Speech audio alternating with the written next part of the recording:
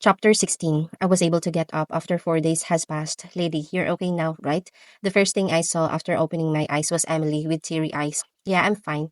That's really fortunate. Do you know how worried I was? His Grace the Duke and the young masters were also really worried about you, lady. Is that so? I replied half-heartedly because Emily also probably didn't meant any of those she said. Then Emily nodded her head in big motion and spoke. Of course, the first young master was pale when he ran to the mansion with Lady in his arms. My oldest brother did. Yes, His Grace the Duke that ordered and brought all the talented doctors in the capital, while the butler was barely able to stop the second young master from leaving to the royal palace. I was quite surprised at her continued words. She might be exaggerating a little, but set that aside, them giving Penelope a care at all was unexpected. I thought something might happen to you, lady. You must have had a hard time, Emily. A hard time, my foot. Don't say that. I'm lady's personal maid. It seemed like quite a lot of things had happened when I was unconscious. My mind was a little blank, staring at Emily because she was the girl who was in tears, mentioning personal maid in front of me when she was also the one who poked me with a needle before. All right, this is not the time for some chit chats. I'll be right back. That you, at you. Lady is now awake. Emily got up from the spot in hurry when I nodded my head and spoke. Bring some melon sherbet on your way. Asterisk, asterisk, asterisk. I checked the mirror directly after I got up from the bed. My face looked horrible from 4 whole days of being unconscious. My neck, which was scratched with a crown prince sword, was wrapped thick and securely with bandages. Why did they wrap it around me so thick? If someone were to see this, they'd think I broke my neck, instead of thinking it's just wounded. I felt trapped by these bandages, so I thought of taking them off me, but I decided to just let it be for a little while longer. It was because I thought it wouldn't be that bad to act like a patient for a while. It was around when I was resting on my bed after finishing the clam soup and the melon sherbet that Emily had brought to me. Knock knock, a knocking sound on my room door was heard. Lady, it's Pennell.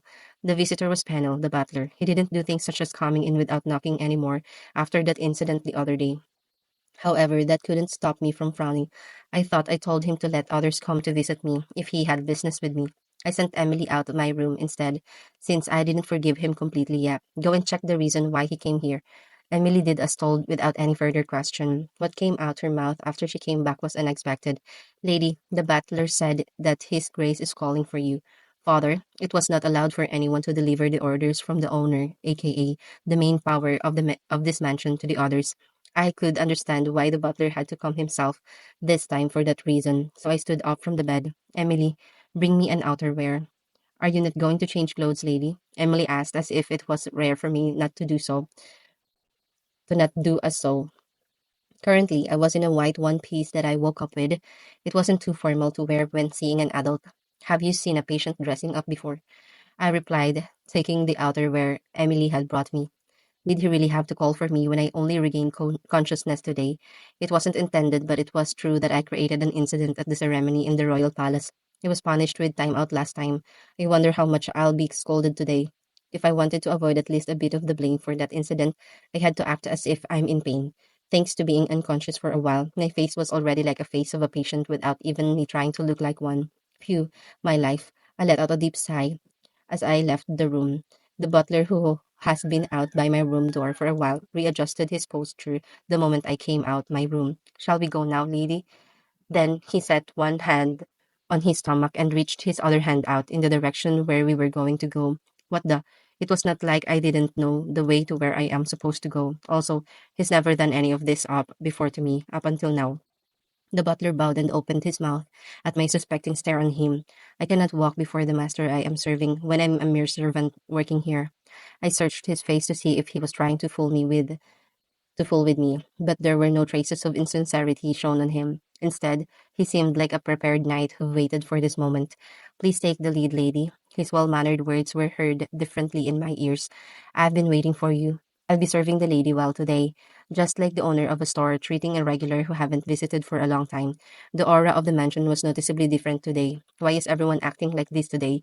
All the servants who used to be busy glimpsing at me were all bowing in manners whenever their eyes met with mine. That time, I didn't know that it was all thanks to the butler walking behind me, giving them a warning with his glares. Lady, please wait a moment. It was when I arrived at the door to the Duke's office. The butler, who was silently walking behind me, walked past me to the door. Knock, knock, knock. Your Grace, Lady Penelope has arrived. Let her in. The butler opened the door for me, also in a very well-mannered way, after the Duke spoke from inside. Please head inside, lady. I felt a bit awkward entering the room.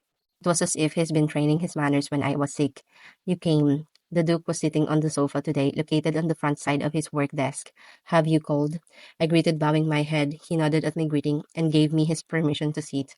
Have a seat. I sat down on the sofa across from where the Duke was sitting. Then in my brain, I went over the excuses I've come up for this conversation. The Duke slowly opened his mouth to speak after a while of silence. The reason I called for you today. Father, may I quickly say something first? I quickly cut through his line. Then I stood up from the spot I was sitting on, then kneeled down on the sofa. I then kneeled down on the ground next to the sofa. I apologize for everything. This was my plan, apologizing before everything. It seems like I didn't look back on my actions during my time out enough that I caused such a fuss again in the royal ceremony and brought shame to the family. The words I've prepared came out my mouth like a spilling water. I mean, would he go far as to be kicking his daughter, who just woke up from being ill, out the out of the house when she's confessing like this? No, wait, it seemed like my plan has worked because the shock he must have felt was noticeably on his face. I'll not dare bring up the words for you to forgive me. I know the best that I'm at fault here. What do you? I'll take on any punishments you give without opposing, so enough. I was about to ask him to spare me a little, but him shouting with his one hand in the air made me shut my mouth before being able to ask that. Penelope Eckhart. The Duke called my name with a low and deep voice. Gasp. Does is not working. Does is not work anymore. After I used this strategy once already, I started to feel worried. I replied, gulping, Yes, father. Rice. Pardon? That was unexpected that I had no to question it again. When I did, the Duke's one eyebrow flinched. An Eckhart doesn't kneel down on their legs no matter what the reason is. So don't lower yourself so easily like that, Penelope. Speechless, no one can make you kneel to the ground as long as you're an Eckhart, even though that someone might be one of the royals. The Duke raised his voice when he said the word royal. Following that, he commanded, If you understand, then rise from the ground right this moment. All right. I abruptly got up from the ground and once again sat on the sofa. My heart beat at the Duke's impressive charisma that I wasn't able to witness while playing the game. Did I say something wrong? I was thinking that when the Duke started speaking again. Penelope, the reason I called for you here is not to scold you or anything, huh? Then, it was to hear about what happened in the royal palace in more detail. Speechless, now tell me, what happened between you and the Crown Prince? I looked back at the time before fainting the other day, at his words. I followed the Crown Prince, intending to be killed. Then I almost got my neck flown off, my body from his sword. Then I saved myself from dying by talking about how I liked that insane bastard. I felt chills down my spine thinking about that again. Well, I came up with an excuse, not noticing that the Duke was intensely staring at my face, which was getting paler by each moment. I was going to get some fresh air in the maze garden and happened to meet His Highness there. But then it had to be when he was in a bad mood, so it was far different from what had originally happened. It felt like I was becoming into a professional lawyer since the day I got here. But what else could I do? I cannot speak the truth, and it wasn't all a lie. So, speechless, the crown prince messed your neck up like that just from him being in a bad mood, huh? No, not messed up, my. If it's not messing your neck up, then what's that on your neck?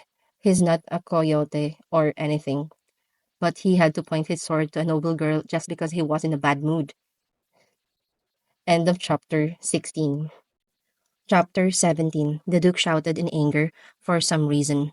I thought I could hear the Crown Prince saying things such as how noisy somewhere. I quickly responded, it was me who got into his nerves in the first place. Good job. Pardon, we could demand the Crown Prince for a favor, using how he was a harm to you. As a threat, you've become a great member of an Eckert Penelope. I was about to go crazy at the Duke's unexpected reply. Each time he spoke, we needed to take down a peg or two of his someday anyway. He became way too prideful after gaining the title of as a hero of the war.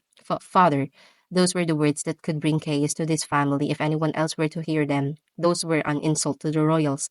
The Duke continued with his speech as if nothing happened, unlike me who was flustered inside. Penelope, you should know that us Eckharts aren't on anyone's side. We are just sitting on the fence, neutral. Yes, of course.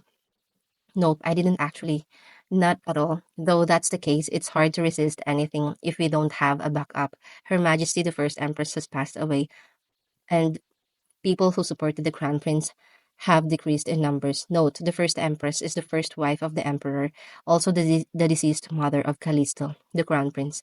The current empress is the second wife of the emperor, the second prince mother. Speechless. No one knows who would become the next emperor at the moment.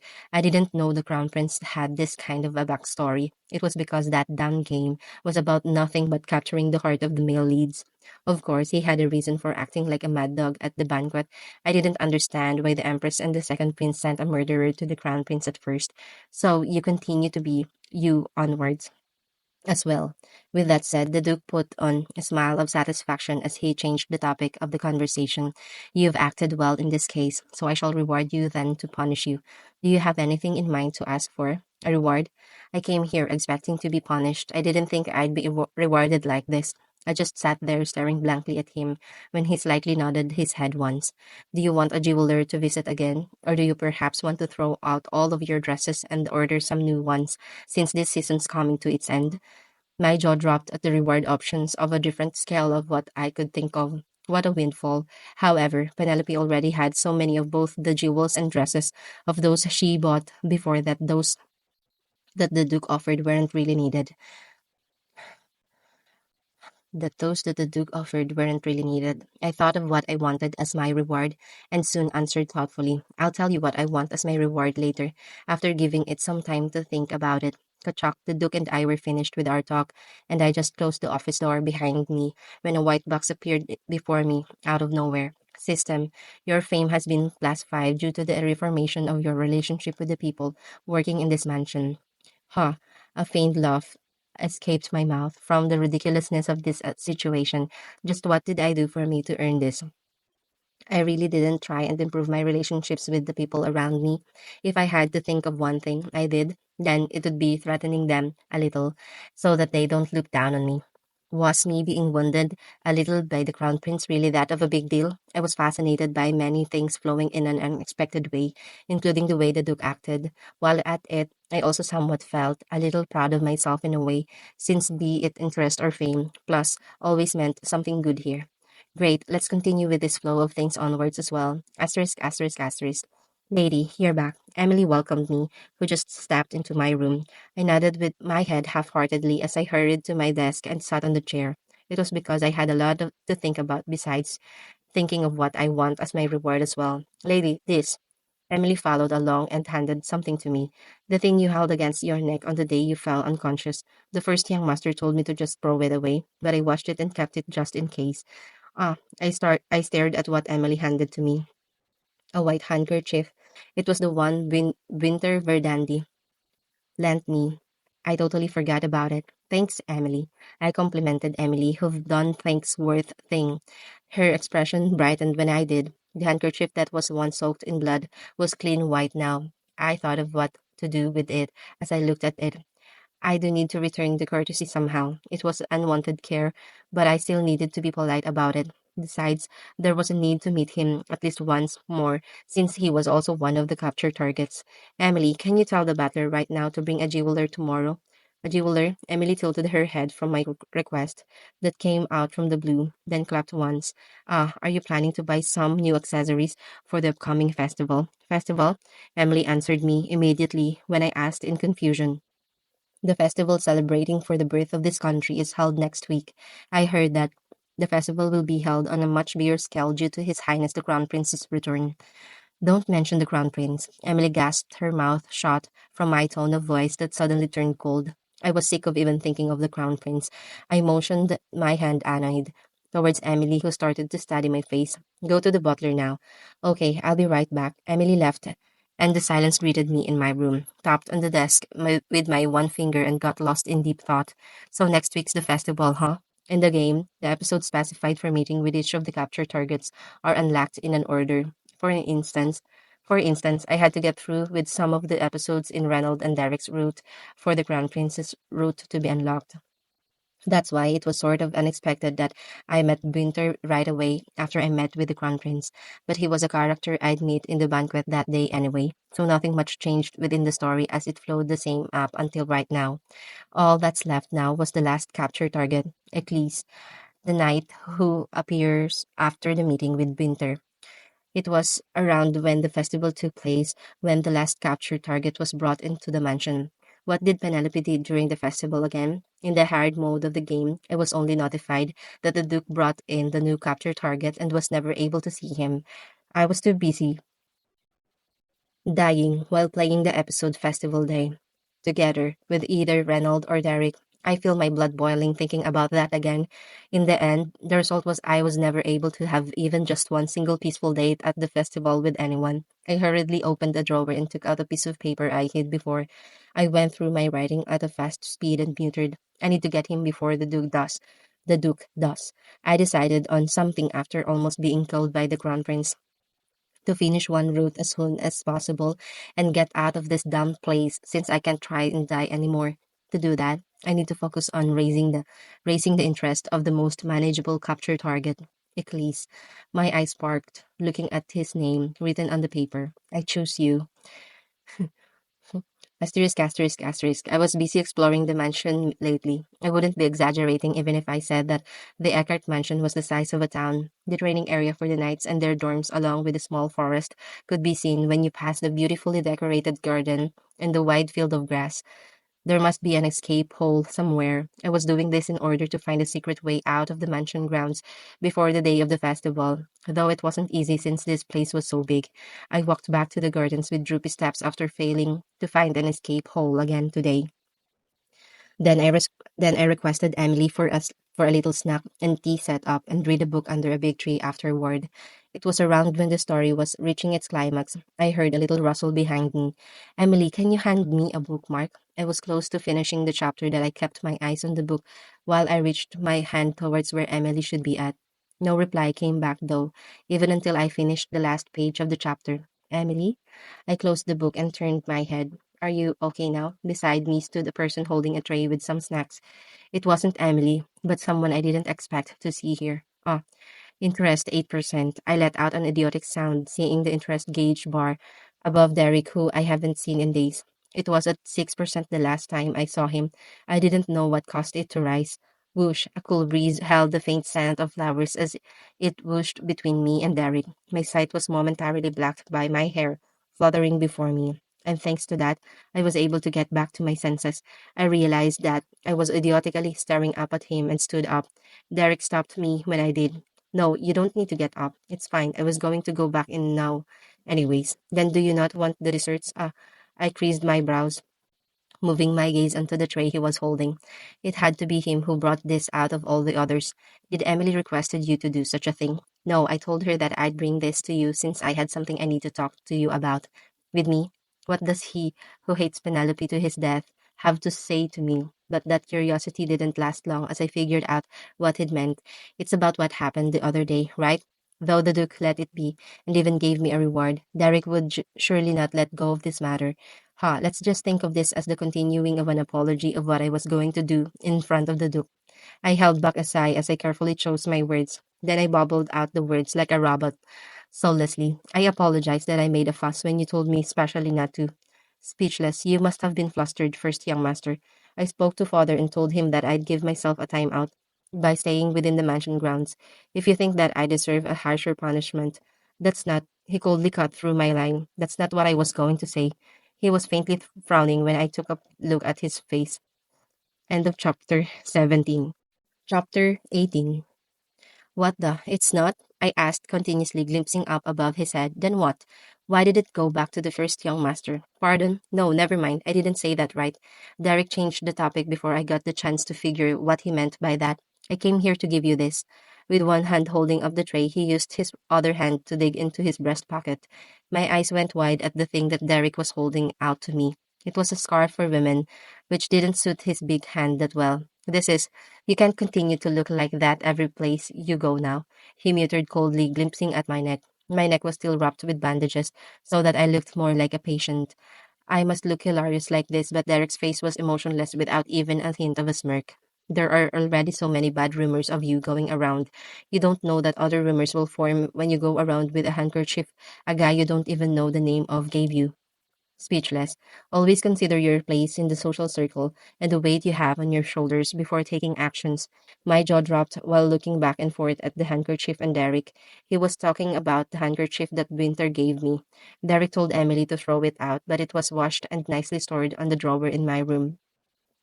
How did he know that a man gave me this? I felt goosebumps on my arms at his amazing insight and the perspi- perspicacity. What's that? I thought he'd scold me right when he opened his mouth. I didn't know Derek would also be like this. I thought of how I could take this in the, and then spoke. Thank you. I decided to be nice to Derek and tried my best not to make skin contact with him while accepting the scarf, since he hated Penelope so much. Oh, it looks pretty expensive.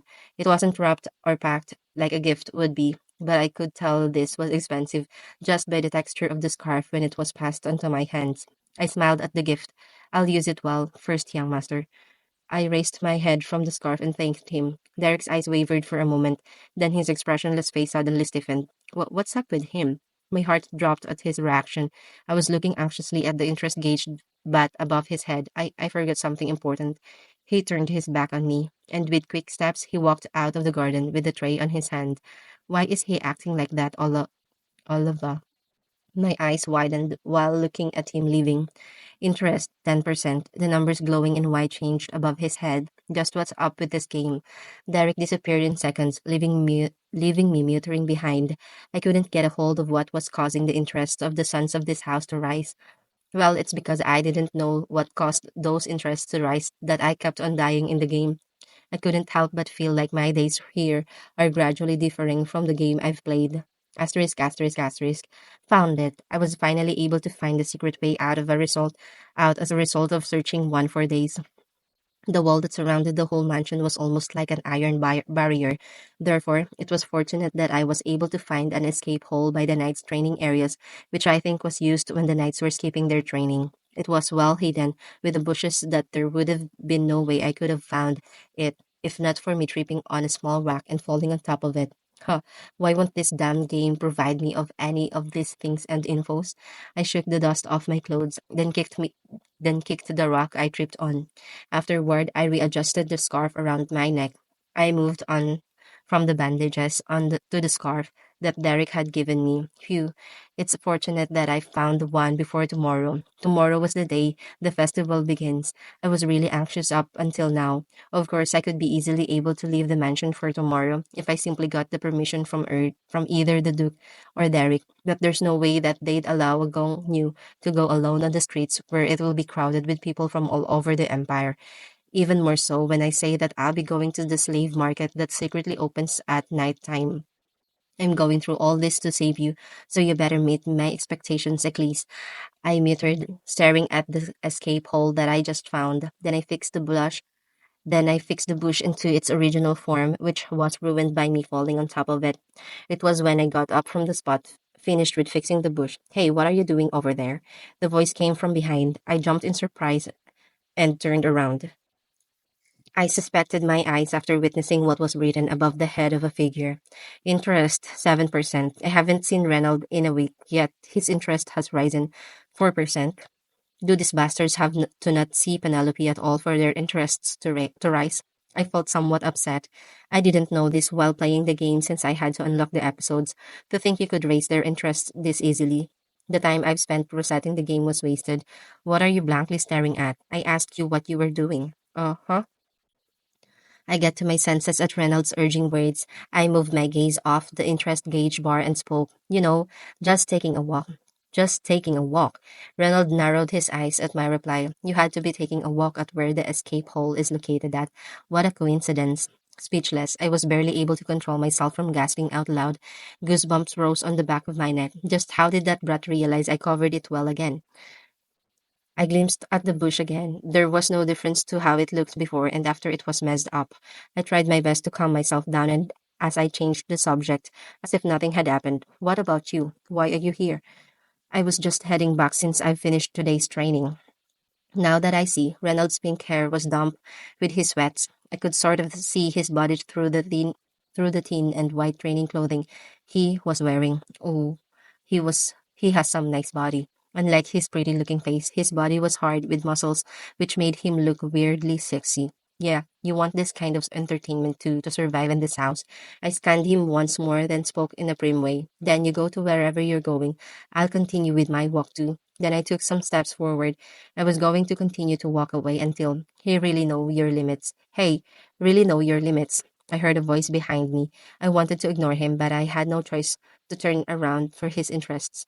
For what? Have you already forgotten that 4 years ago you broke your leg trying to go over the wall like that one night who was going to skip his training, which caused the walls to be extended higher? Speechless, it would make over 10 books if you were to write down all the words those knights said to defame you. I knew that the wall surrounding the mansion was taller than I expected. Those things really happened. Huh, these kids really. If it was 4 years ago, it was when Penelope was 14. She would have mastered all the manners by then, even though she started learning manners later than the others have. I started to get annoyed at Reynolds' words that revealed an extreme part of Penelope's past, which wasn't mentioned in the game. I'm not doing anything like that. Those words I spoke weren't at all fateful, even for me. Reynolds heard what I said as he spoke with a scary tone of voice. Just get permission from father and leave the mansion confidentially. Don't repeat what you did in the past and get defamed at again. I told you it's nothing like that. He didn't say anything further after my words. Instead, he stared at me in disbelief for a moment longer before he left the spot. I was watching the interest 7% getting further away from me. System. Quest. Would you like to proceed the quest date at the festival with Reynolds? Reward. Reynolds interest plus 3% and others. Accept or reject. As expected, a quest appeared in front of me. I have to do this thing again with that brat, and the reward is only 3% of his interest.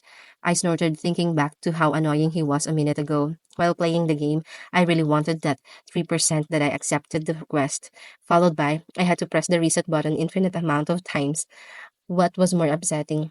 What was more upsetting was that I still wasn't able to complete the quest. I'm not doing it. No way. I pressed on refuse multiple times without having to think about it longer. How can I have a successful date at the festival with a guy who growls whenever he sees me?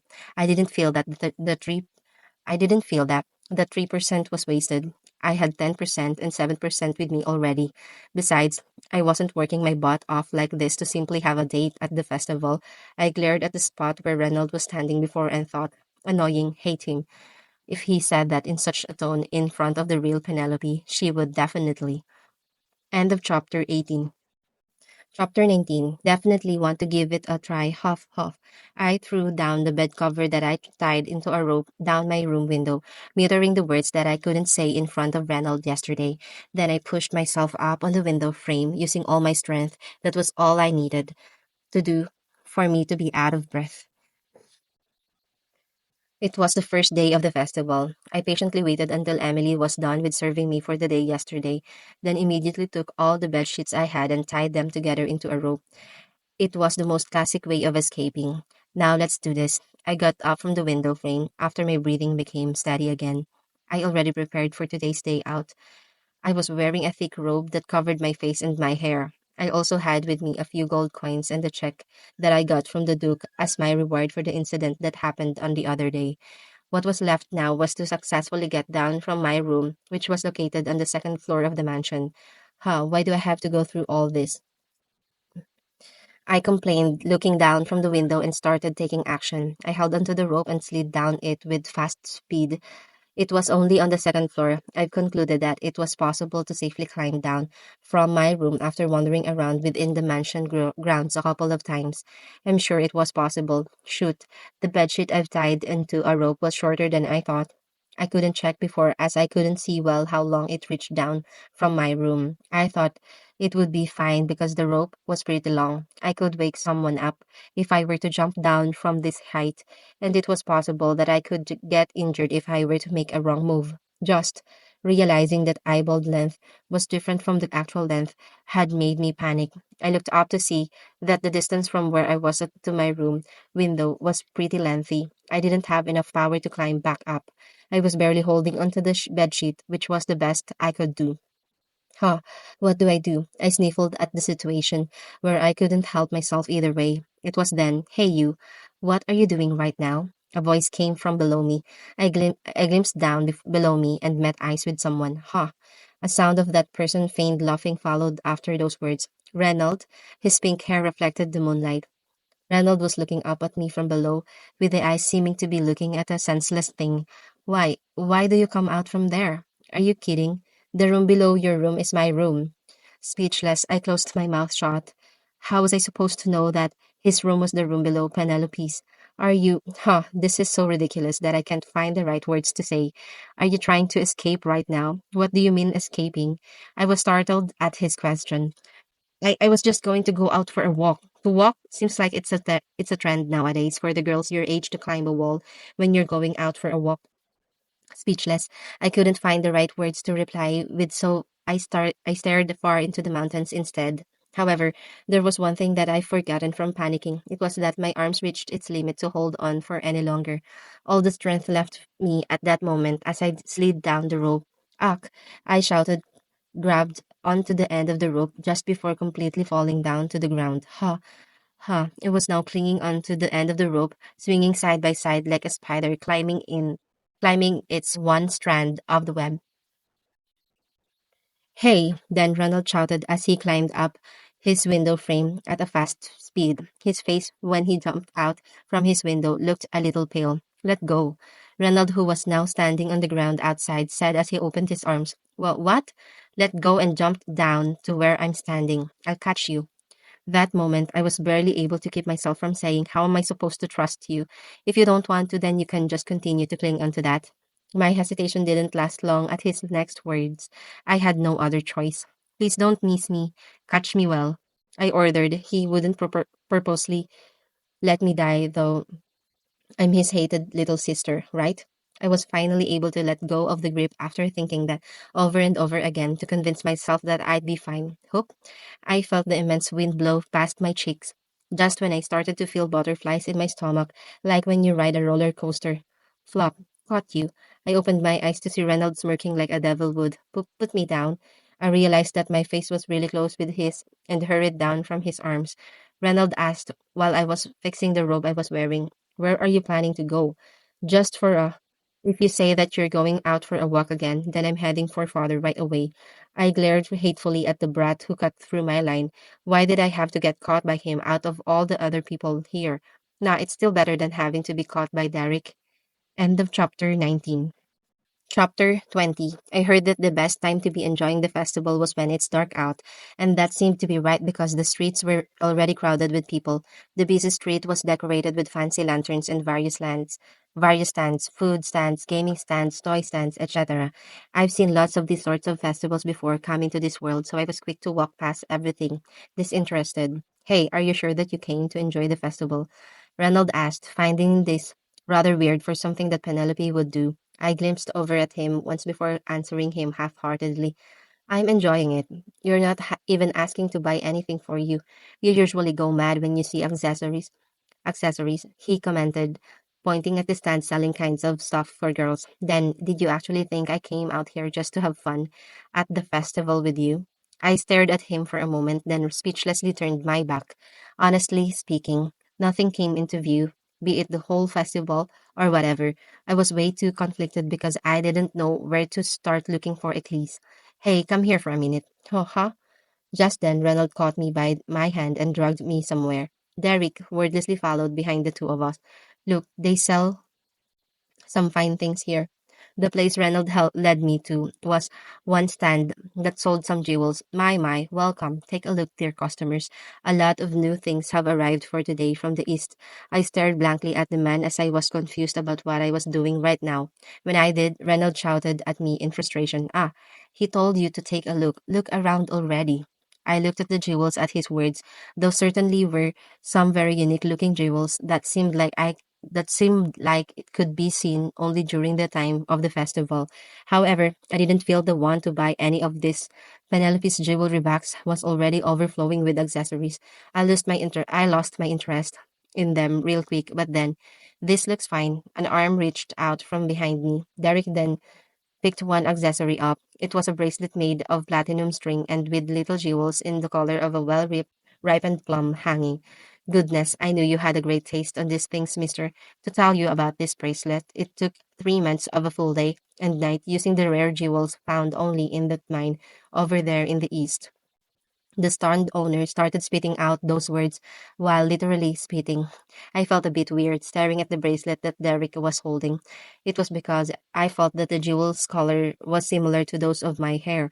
Hey, no way. No way he'd give that to me. I looked up at the 10% and thought, then this one, for me. It seemed like Reynolds was about to pay any minute, so I hurried and picked up a thing that interested me. The stand owner who once babbled about the bracelet shut his mouth closed this time. Are you serious?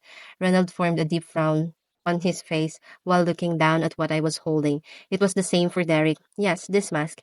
What I chose was a white mask that's been set far in the corner. Only the eyes and the mouth part, which was curved upwards until a smiling face were the places that were carved through. It reminded me of a ha-ho mask, Korean traditional mask. Thinking about it, there was no way they'll let a little girl like me get into the slave market, even though I wore a robe. Therefore, it was a reasonable and clever decision to make. I'll buy this.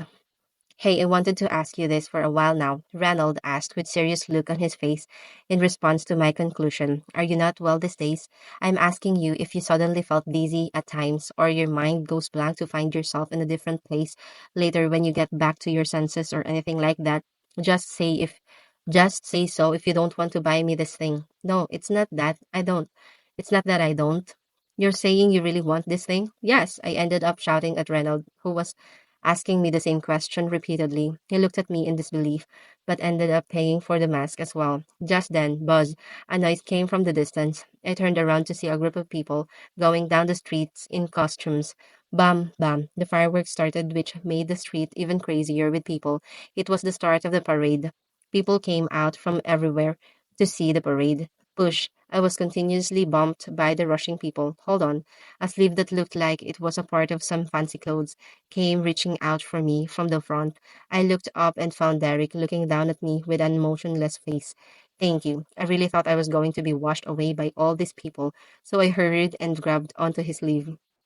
But it seemed like I grabbed onto the wrong place on it because something rattled at the part I was gripping on. Buzz. It was then when the parade people went past us. I gripped onto Derek's sleeve as tightly as possible so that I wouldn't be washed away. However, snap.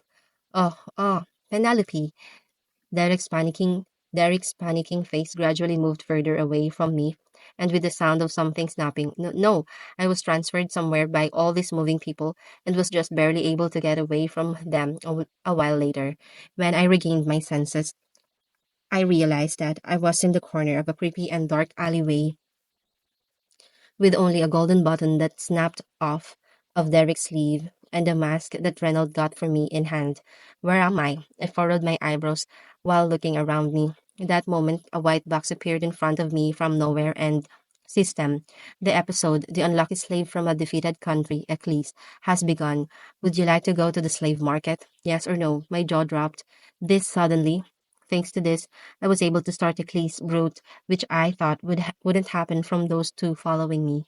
Asterisk, asterisk, asterisk. I was transported to the entrance of the slave market immediately after I pressed yes. It was a really shabby building, so you couldn't even have guessed this would be the right place. I saw a few people lining up at the entrance, which one of them had a mask on. I knew it. I wasn't clever to buy this.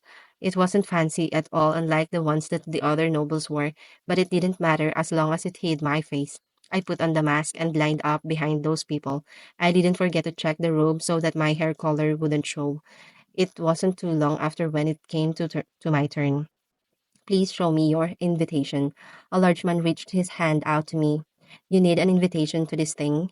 I was flustered. I didn't expect that you needed an invitation to be able to get in. You didn't inform me about any of this, you crazy game. The man frowned scarily as I panicked without giving him a reply. Don't you have an invitation?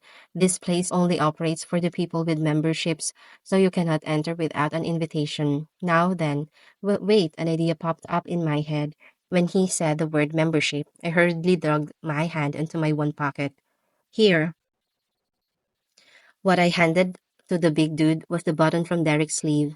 The symbol of the Eckert family was carved clearly on the button. The man's eyes widened when he saw the button in my hand. If it's about my invitation, I forgot it at home. This will do, no? I didn't notice such a high and noble person. Welcome in. He rushed and made a way for me to enter. I walked in ever so casually, but I was surprised inside. This is how powerful the Duke family is, or maybe even more so. Of course, you never knew if this trick worked from the Duke being the VIP guest who comes sometimes to get some useful slaves. This whole slave thing was bitter to think about for me. I'll escort you to the auction. A server in charge of escorting people in came to greet me by the entrance and led me in. I followed him down the small stairs from behind. How long has passed since then? The stairs came to its end when an area with a dim light coming from it could be seen. Soon I've arrived at a vast and luxurious space that I wouldn't believe that I was in that shabby building I saw earlier. This vast place was hidden here all along.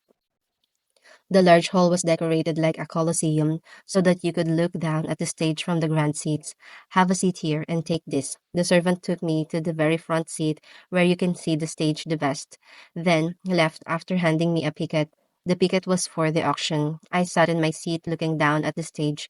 Ladies and gentlemen, the auction is finally starting. The auction started not long after. The trained slaves walked up the stage after the auctioneer's loud announcement. 10 gold, 10 gold. Is there anyone else? Sold with 10 gold. The slaves all wore a gloomy face as they were sold to the nobles. Each slave's worth got better than the ones sold before them, as some of them started to do some fascinating tricks, and some of them had an incredible appearance. 100 gold, 100 gold. Is there anyone else? 102 gold. It soon became a battlefield in here with all the people reading others' face and the atmosphere. And finally, everyone, now's the time you've all been waiting for. Coming up the stage right now is today's last slave. I, who was stared at the stage in disinterest up until now, straightened my body up at the last slave going up the stage. A barbarian from a defeated country. I introduced the slave Eccles, grayish brown hair. He was handcuffed, and his mouth was also covered shut, yet his eyes shined sharply at the audiences. It was Eccles. Everyone here must have heard the rumors about this slave, right? The auctioneer smiled and said, I didn't hear any rumors about Eccles. However, all the others seemed to know as they nodded their head. But there's always a large difference from what the rumors say and when you see for yourself. That's why we hosted a special event for our audiences.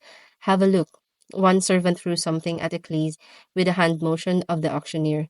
It was a small wooden sword that kids used when they learned swordsmanship for the first time. What are they up to? I tilted my head in curiosity. When I did, the sound of a cage sliding open was heard from the corner.